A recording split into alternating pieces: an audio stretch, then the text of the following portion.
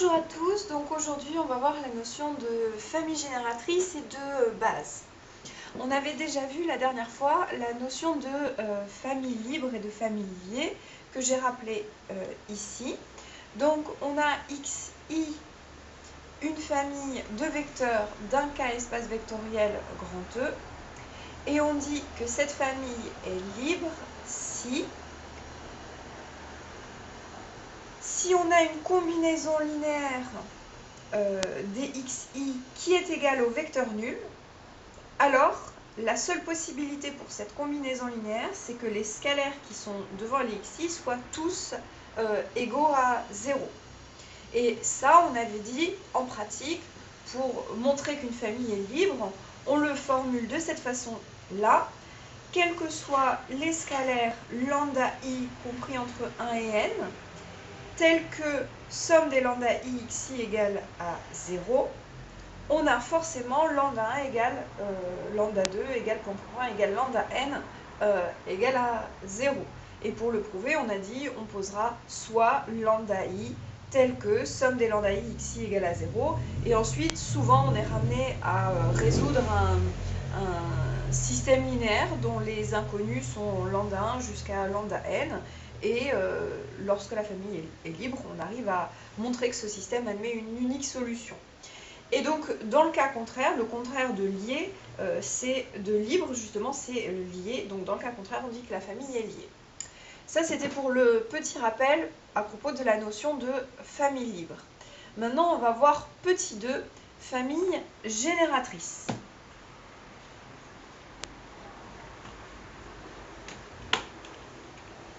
Et ensuite, on verra qu'une base, ce sera dans la suite une famille qui sera à la fois libre et génératrice.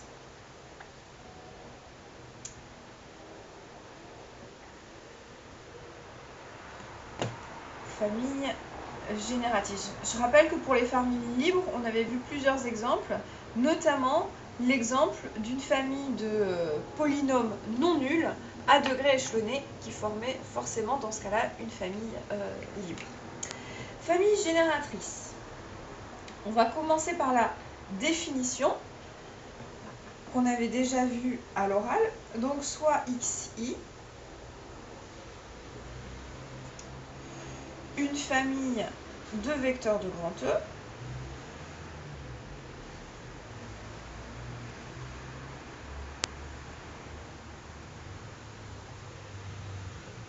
on dit que xi est une famille génératrice de E,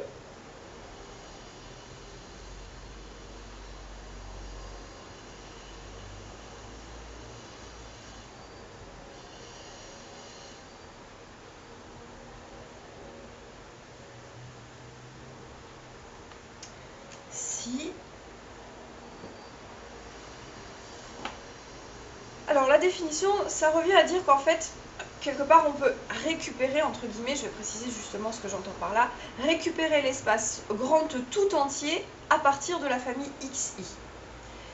Et ici, qu'est-ce que ça veut dire récupérer l'espace grand E tout entier? Ça veut dire si je considère toutes les combinaisons linéaires possibles des xi, donc tous les éléments de la forme somme des lambda i xi, où les lambda i sont des scalaires, alors on récupère l'espace E tout entier.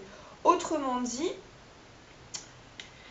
toutes ces combinaisons linéaires-là, donc cet ensemble-là,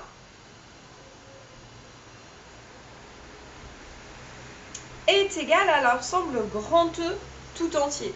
Et cet ensemble-là, si vous vous souvenez, on lui a déjà donné un nom, c'est ce qu'on appelle le sous-espace vectoriel engendré par la famille xi. Donc on va dire que xi est une famille génératrice de E si le sous-espace vectoriel engendré par la famille xi est égal à E.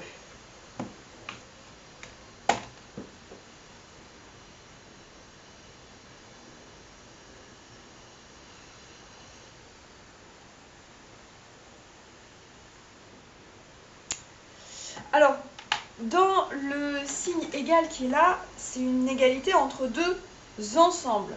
Peut-être que je peux rappeler ici la définition de vecte dxi, comme je l'ai écrit tout à l'heure, c'est l'ensemble des combinaisons linéaires dxi.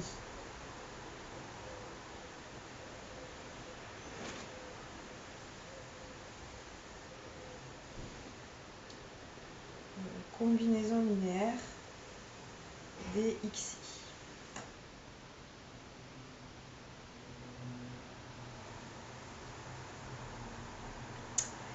Et cette égalité, donc, c'est une égalité entre deux ensembles. Pour prouver une égalité entre deux ensembles, quand on va chercher à montrer qu'une famille est génératrice, on va montrer la double inclusion. Sauf que de cette double inclusion, il y en a une des deux qui est évidente. Ça, c'est forcément toujours un sous-espace vectoriel, on a vu, de grand E. Donc cette inclusion-là est évidente. Et l'inclusion qui fait qu'on a une famille évidente, et quelle que soit la famille dxi, et donc l'inclusion qui fait qu'on a une famille génératrice, c'est lorsque grand E est inclus dans cet ensemble-là. Autrement dit, je vais préciser justement ce que ça veut dire. Autrement dit, chaque élément de grand E appartient à cet ensemble-là. C'est-à-dire, chaque élément de grand E peut s'écrire comme combinaison linéaire des xi. Autrement dit, si ça, donc virgule, autrement dit, si n'importe quel élément de E, si tout élément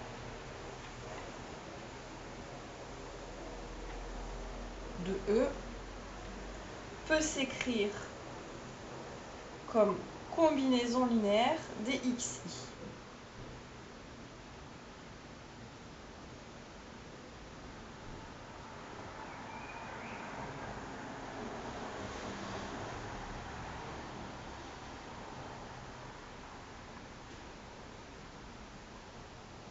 Des vecteurs xi.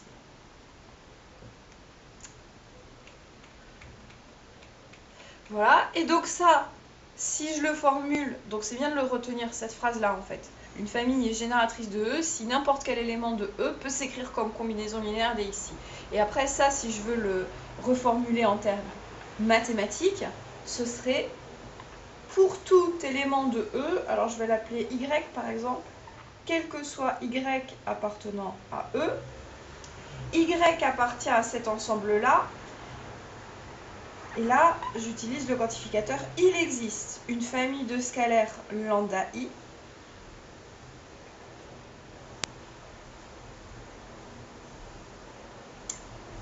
telle que y égale somme des lambda i xi.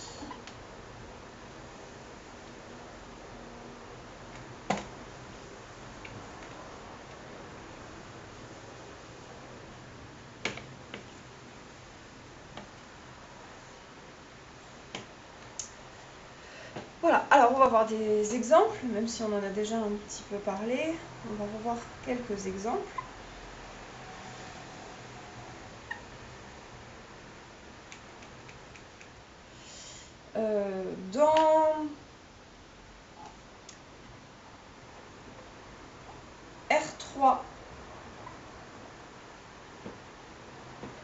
Dans R3, si je prends, donc là on imagine je suis dans R3,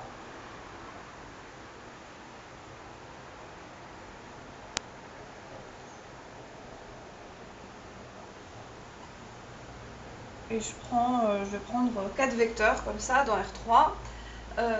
Si je considère que les vecteurs x1 et x2 par exemple, est-ce que la famille x1, x2 toute seule engendre R3, c'est-à-dire est-ce que x1, x2 est une famille génératrice de R3? Pour ça, il faut voir à quoi correspond le sous-espace vectoriel engendré par x1 et x2. Le sous-espace vectoriel engendré par x1 et x2, par définition, c'est l'ensemble des combinaisons linéaires de x1 et x2. Donc c'est-à-dire tous les vecteurs qui s'écrivent comme un scalaire fois x1 plus un autre scalaire fois x2. Et vous imaginez qu'est-ce qu'on va obtenir si je regarde l'ensemble de tous ces vecteurs-là? Ça va nous donner du coup, en fait, le plan construit sur les vecteurs x1, x2. Ici, évidemment, c'était l'élément neutre de R3, 0. Et donc, là, en rouge, j'ai le sous-espace vectoriel engendré par x1 et x2. Est-ce que cet ensemble nous permet de récupérer R3 tout entier? Non. Du coup, x1 et x2 ne peut pas engendrer R3 tout entier. Et de façon générale, à partir du moment où j'ai seulement deux vecteurs, le sous-espace vectoriel engendré par ces deux vecteurs va être un plan si jamais les vecteurs ne sont pas collinaires. Et si jamais les deux vecteurs x1 et x2 sont collinaires, le sous-espace vectoriel engendré par x1 et x2, ce sera simplement une droite. Donc, et encore pire, si x1 et x2 sont tous les deux égaux à 0, à ce moment-là, le sous-espace vectoriel engendré par x1 et x2, ce sera uniquement l'élément neutre. Donc, dans aucun cas, à partir de deux vecteurs, on peut récupérer x3 tout entier. Maintenant, qu'est-ce qui se passe si je rajoute un troisième vecteur? Si je rajoute x3, donc on a dit celui-là, il est différent de R3. Si je rajoute x3, le sous-espace vectoriel engendré par x1, x2, x3, ici, sur mon dessin, le x3, il n'est pas dans le plan x1, x2. Si je considère le sous-espace vectoriel donc engendré par x1, x2, x3, ça va nous donner R3 tout entier. Parce que n'importe quel vecteur de R3, je peux l'écrire comme le décomposer comme combinaison linéaire de x1, x2, x3. Alors on va voir un exemple tout de suite. Et pareil, si je considère x4, ça aurait été pareil. Le sous-espace vectoriel engendré par donc x1, x2, x3, on a dit. Donc ça c'est R3 tout entier. Et qu'est-ce que vous pensez du sous-espace vectoriel engendré par x1, x2, x3 et x4? À partir du moment où je sais que le sous-espace vectoriel engendré par x1, x2, x3, c'est R3 tout entier, si je regarde les combinaisons linéaires de tous ces vecteurs-là, en fait, j'autorise, c'est tous les éléments de la forme lambda 1 x1 plus lambda 2 x2 plus lambda 3 x3 plus lambda 4 x4. Et si déjà je sais que n'importe quel élément de R3, je peux l'écrire comme ça, je peux mettre un 0 ici. Si n'importe quel élément de R3, je peux déjà l'écrire comme ça, bah, du coup je peux l'écrire comme ça et donc comme une combinaison linéaire de x1, x2, x3, x4. Donc ça c'est aussi R3. Et en fait ici, sur un exemple, je viens de montrer qu'à partir du moment où j'ai une famille qui est génératrice d'un espace vectoriel grand E, si je lui rajoute des éléments, ça reste une famille génératrice. Autrement dit, c'est la proposition qu'on écrira tout à l'heure, une surfamille d'une famille génératrice de E reste une famille génératrice de grand E. Donc, premier exemple, on va dire sur un dessin pour comprendre un petit peu ce qui se passe.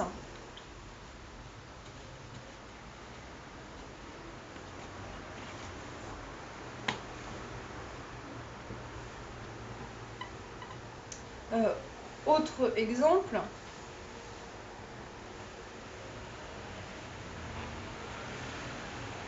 si je prends Kn de x, l'ensemble des polynômes de degré inférieur ou égal à n, par définition, c'est l'ensemble des polynômes de la forme somme pour i allant de 0 à n, d à i x puissance i, où a i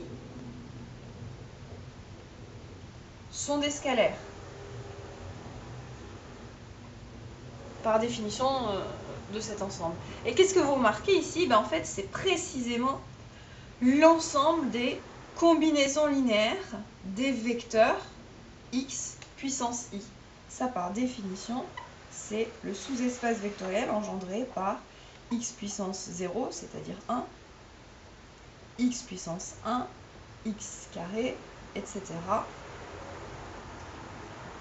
jusqu'à x puissance n. Donc,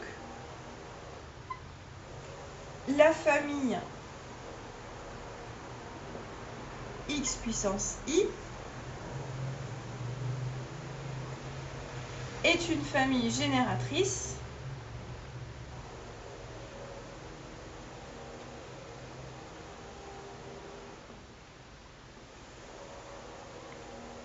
de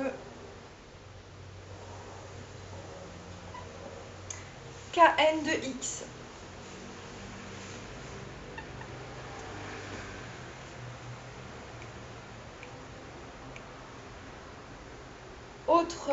Autre exemple,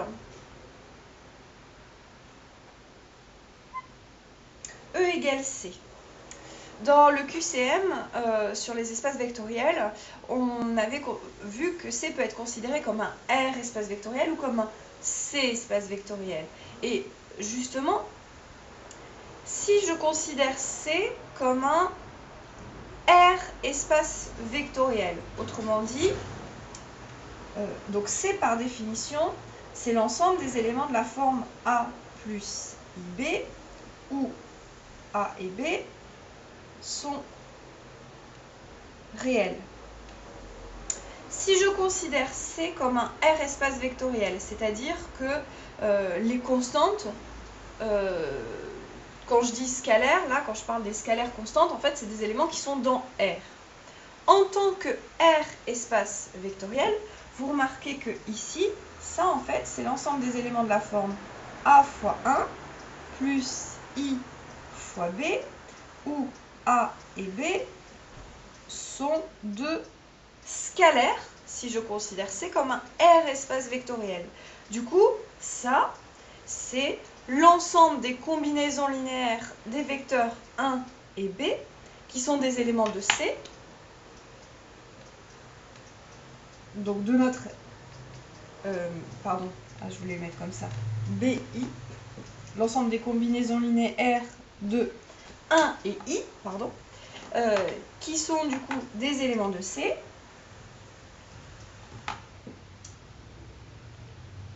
Et c'est le sous-espace vectoriel. Des fois, on peut indiquer indice R pour dire les combinaisons linéaires qu'on prend, elles sont avec des scalaires dans R. C'est le sous-espace vectoriel engendré par 1 et I. Du coup, la famille 1I est une famille génératrice du R espace vectoriel C. Donc, 1I est une famille génératrice du R espace vectoriel C. Par contre, que se passe-t-il si je considère C comme un... Donc là, on a dit, on parle de R espace vectoriel, mais qu'est-ce qui se passe si je considère C en tant que C espace vectoriel? C'est-à-dire lorsque les constantes, en fait, les scalaires, ils ont le droit d'être dans C. À ce moment-là, est-ce que vous pouvez me trouver une base de C, enfin une base, pardon, on n'a pas encore vu, juste une famille génératrice. En fait, là, ici, ça, c'est aussi des familles libres, donc en fait, ce sera des bases. Mais donc, est-ce que vous pouvez me trouver une famille génératrice de C en tant que C espace vectoriel?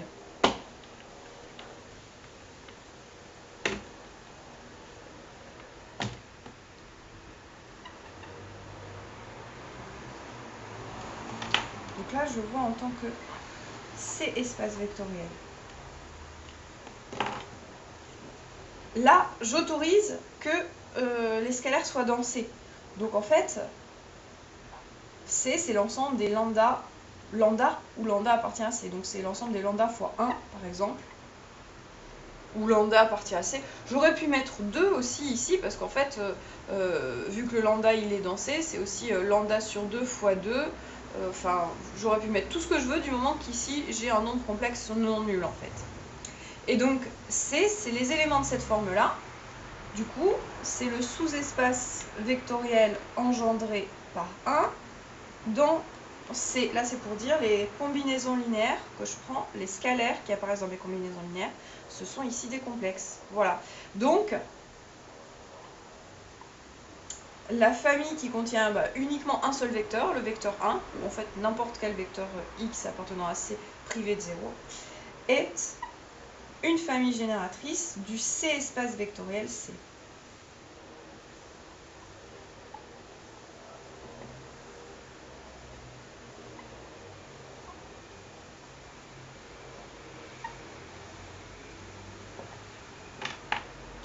Voilà, peut-être qu'on peut mettre des couleurs en fait sur votre cahier. Là, C espace vectoriel. Voilà, et R espace vectoriel. C'est pour ça.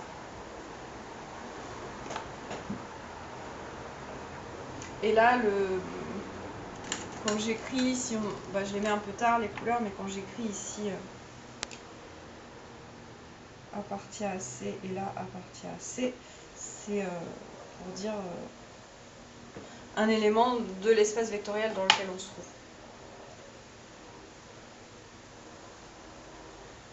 Voilà, et il nous reste à écrire la proposition que j'ai énoncée tout à l'heure, à savoir que toute surfamille d'une famille génératrice est une famille génératrice. Proposition. Toute surfamille d'une famille génératrice de E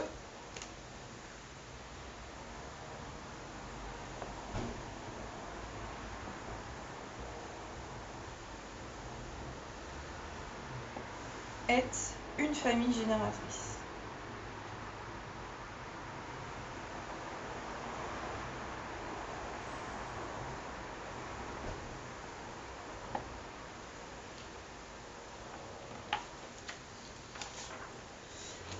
Alors pour ce qui est de la preuve, en fait, on fait comme ce qu'on a fait dans l'exemple tout à l'heure. À partir du moment où j'ai une famille génératrice, ça veut dire que n'importe, ou même on peut même la faire encore plus rapidement. Je vais juste faire au brouillon ici parce que ça va m'éviter d'introduire les notations. Si j'ai... non,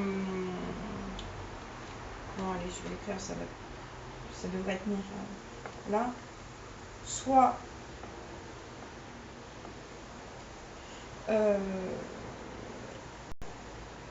x, i, une famille génératrice de E et xj, une surfamille de xi.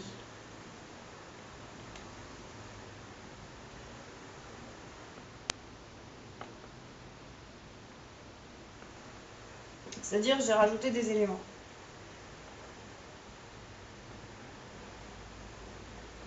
Entre parenthèses, ici du coup i est inclus dans j. Voilà. Alors, E, on a dit, par définition d'une famille génératrice, E est égal au sous-espace vectoriel engendré par les xi. Et ceci, c'est forcément toujours inclus dans le sous-espace vectoriel engendré par une famille plus grande.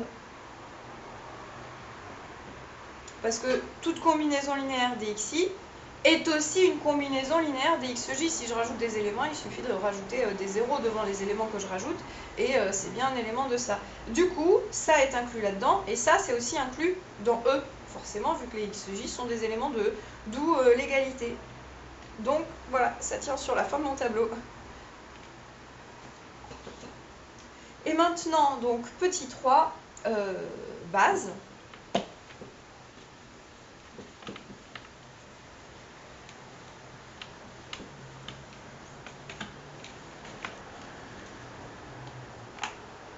petit a, définition et première propriété.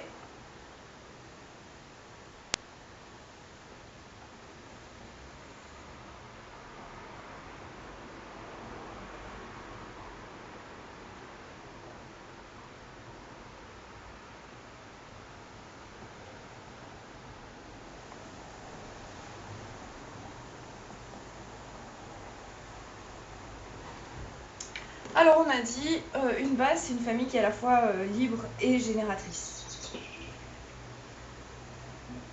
Une base de E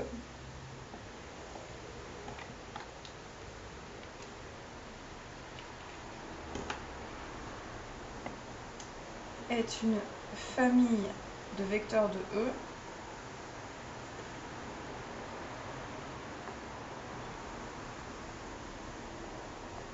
qui est à la fois libre et génératrice de E.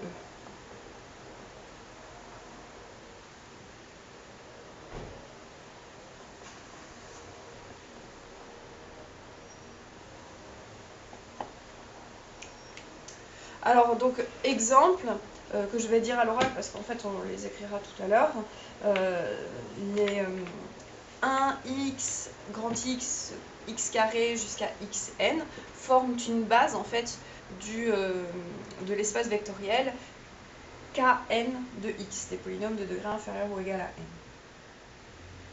n. 1i, la famille 1i qu'on a vu tout à l'heure, est une famille libre aussi, donc c'est une base du R espace vectoriel C. Et proposition, définition.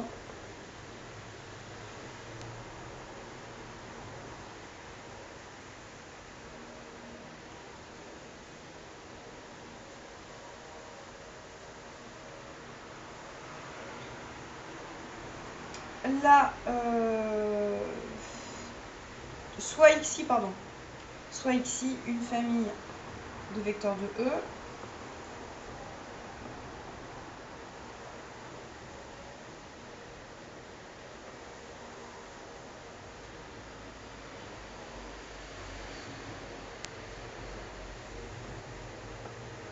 alors xi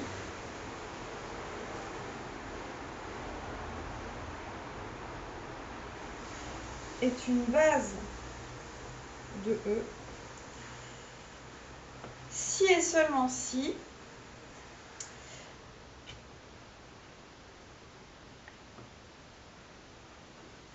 tout vecteur de E, alors on a dit une famille génératrice, ça veut dire que tout vecteur de E se décompose comme combinaison linéaire des xi. Et le fait que la famille en plus elle soit libre, ça veut dire que cette décomposition, elle est unique. Donc je vais reprendre la définition ici de famille génératrice, c'était pour tout y appartenant à E, il existe des scalaires lambda i tels que y égale somme des lambda i xi. Ça, c'était la définition de famille génératrice. Et maintenant, si en plus je rajoute le fait que la famille elle est libre, alors il y a unicité ici des lambda i. Donc si et seulement si, tout élément de E s'écrit de façon unique comme combinaison linéaire des xi. Et dans ce cas, proposition de définition, la définition vient ensuite. Dans ce cas, les lambda i qui sont là sont appelés les coordonnées du vecteur y dans la base xi.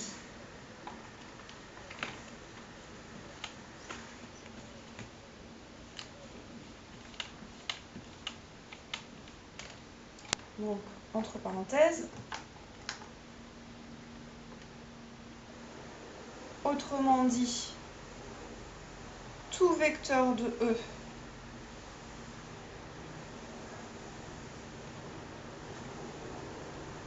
se décompose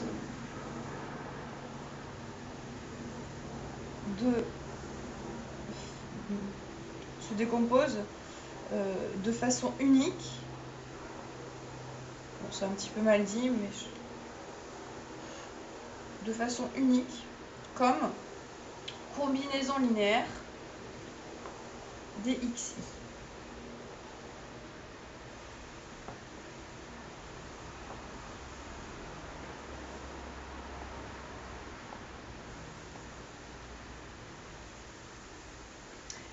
Et donc, dans ce cas,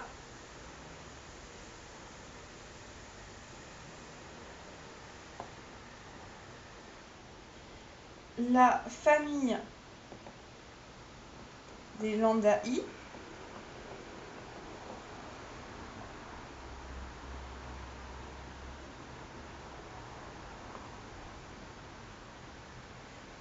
est appelée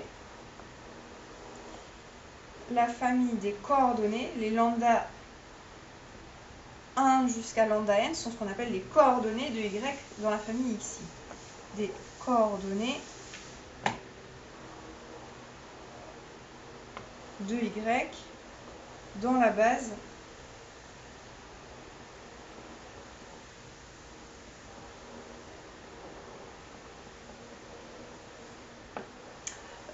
des xi. Alors on va faire la preuve, mais juste avant de faire la preuve, on peut donner des exemples.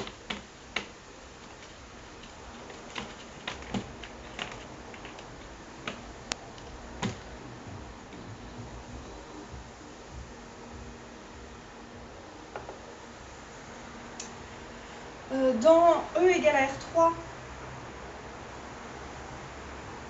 si je prends un vecteur quelconque de R3,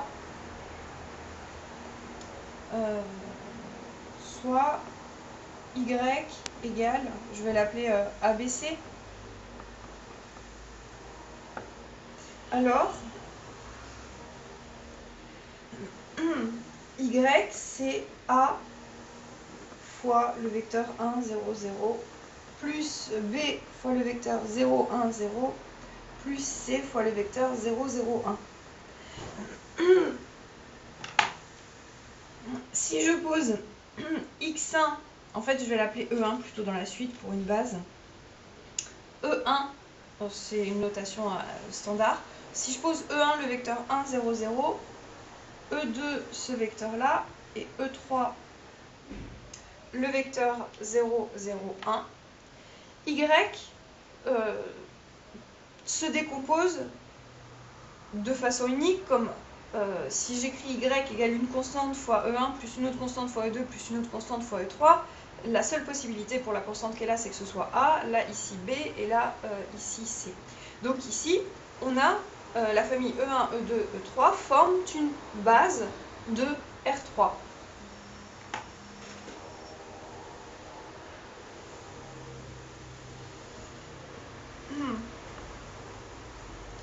Et cette décomposition est unique.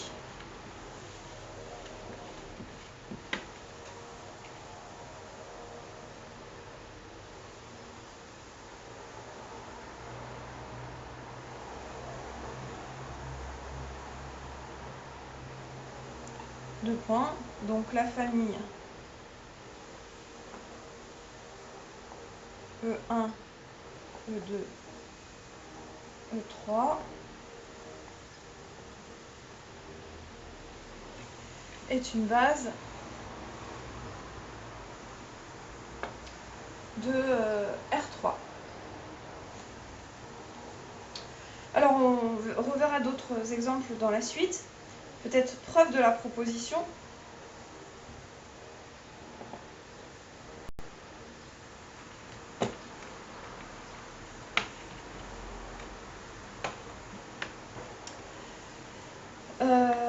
On procède par double implication. Le sens indirect est évident. Pourquoi ?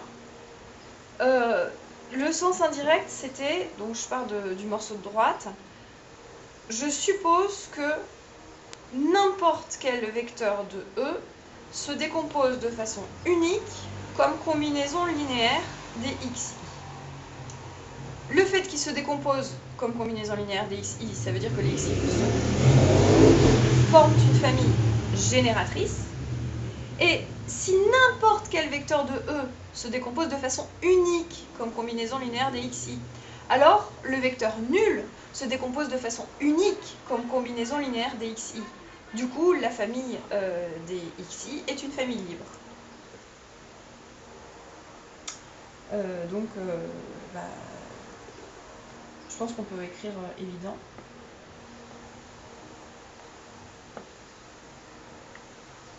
Et maintenant, le sens direct. C'est-à-dire ici, je suppose que xi est une base de E.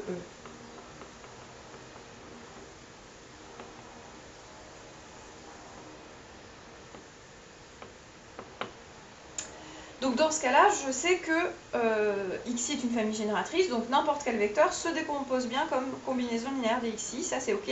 Ce qu'il faut montrer, c'est l'unicité. Donc pour montrer l'unicité de la décomposition, on va prendre donc soit y, un élément de E, on va l'écrire de deux façons différentes. On va l'écrire y égale somme des lambda i xi, et je vais aussi l'écrire comme somme des mu i xi, et je vais montrer que forcément mu i égale lambda i.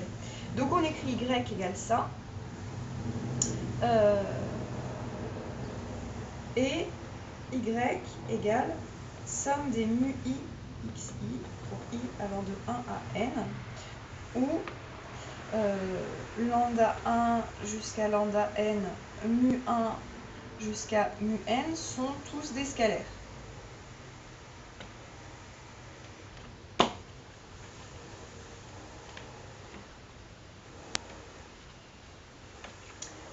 Donc ça, c'est égal à ça.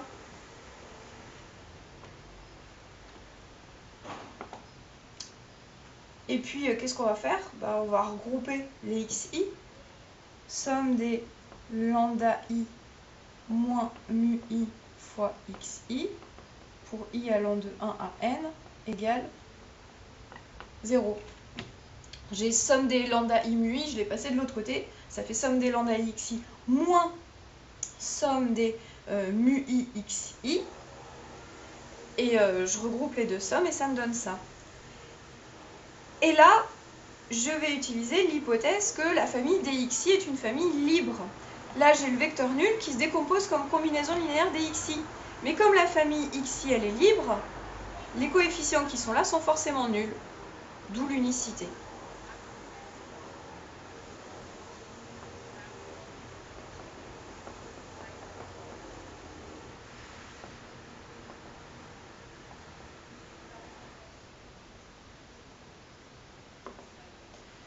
Pour tout i compris entre 1 et n, lambda i moins mu i égale 0, c'est lambda i égale xi. D'où l'unicité de la décomposition. Donc en fait, si 0 se décompose de façon unique comme combinaison linéaire des xi, c'est aussi le cas de tous les autres vecteurs.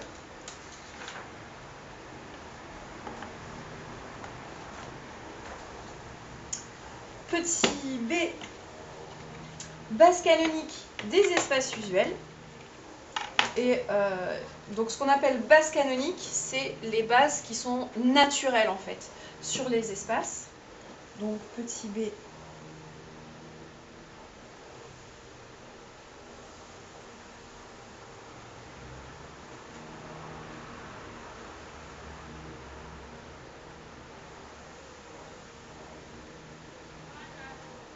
base canonique des espaces usuels. Donc la base canonique, donc ça c'est à connaître. Premier point, la base canonique de... Donc en fait on les a déjà vus. Hein. La base canonique de Kn crochet X et la famille 1, x, x carré, etc. jusqu'à xn. On a déjà vu que c'était une famille libre et génératrice. La base canonique .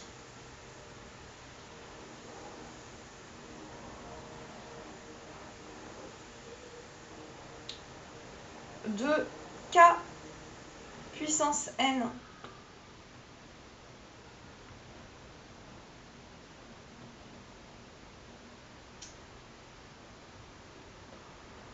c'est la famille, on la note, en pratique on la note quasiment tout le temps E indice I, ou E indice I,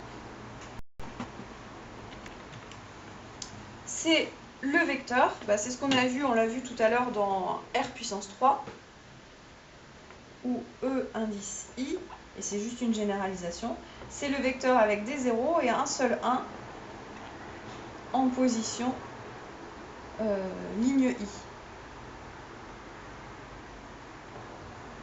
Voilà, et des zéros partout ailleurs.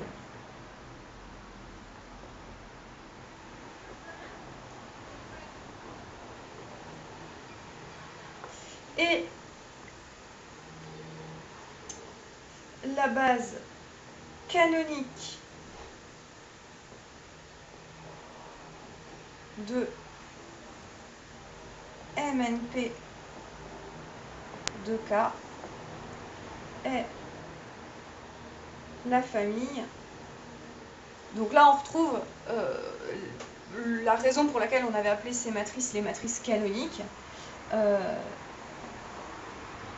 C'est la famille des EIJ.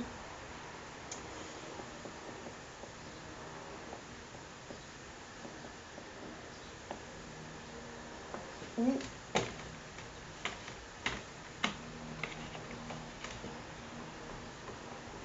la matrice EIJ, c'est la matrice avec que des zéros et un seul 1 en position ligne I, colonne J. On avait vu que n'importe quelle matrice de MNP de K s'écrivait comme combinaison linéaire des E et J, et en plus les coefficients de cette combinaison linéaire, ils sont déterminés de façon unique. Donc la famille de E et J est une base de MNP de K, et c'est la base naturelle de MNP de K, c'est ce qu'on appelle la base canonique de MNP de K. Il y a plusieurs bases, il peut y avoir plusieurs bases évidemment dans les ensembles. Imaginez dans R3, on a plusieurs façons de trouver 3 vecteurs qui forment une famille à la fois libre et génératrice de R3. Voilà. Donc voilà pour les exemples. Il nous reste un petit paragraphe, petit c, sur les bases et les liens avec les sommes directes.